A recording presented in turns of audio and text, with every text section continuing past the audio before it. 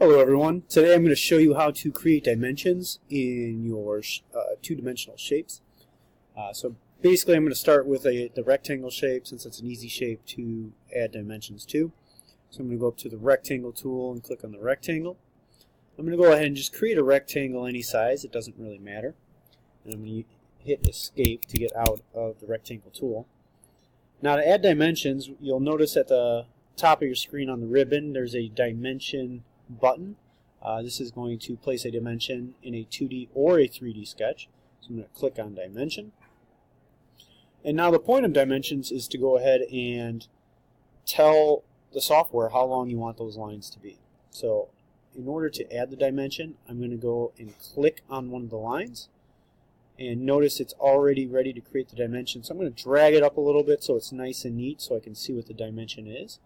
And then I'm going to click again. And now I can actually add in what that length should be. So let's go ahead and just make that 2 inches. And then I'm either going to click on the check mark or hit enter.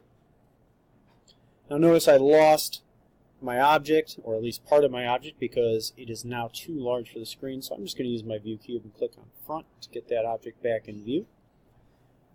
Now if I want to make a square, I'm going to want the sides to also be the same length. So with my dimension tool still selected, I'm going to go ahead and click on the side.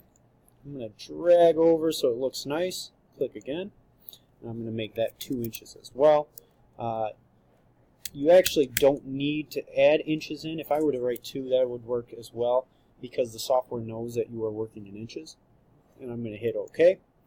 Lost part of my object again. I'm going to click on the front in my view cube so I can see the whole object again.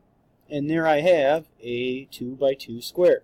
Now you don't want to add dimensions down here, and the reason is you're going to over constrain your sketch.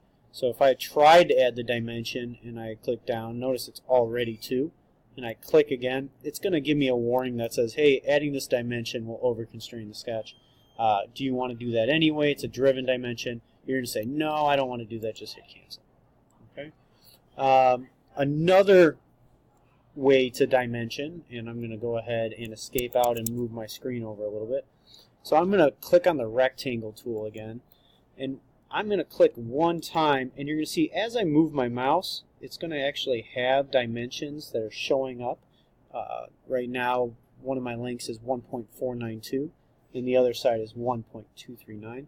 I can actually just type in what I want those dimensions to be. So if I type in 2, you can see that that one dimension now has been changed to 2.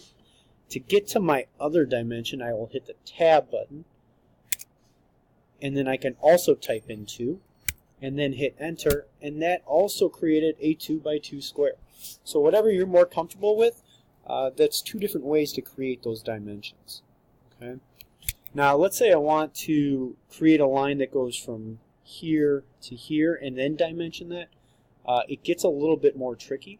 So if I add that line in, I'm going to say from this point all the way down here is my line. And now let's say I want from right here on this point to this line is a certain dimension. I'm going to click on the dimension tool, and I'm going to say, alright, so from the side here all the way to the point, and notice I know I'm on the point because when I hover over it, it gives me that little icon that's for the point. Also, if I sit there long enough, that point is going to show up.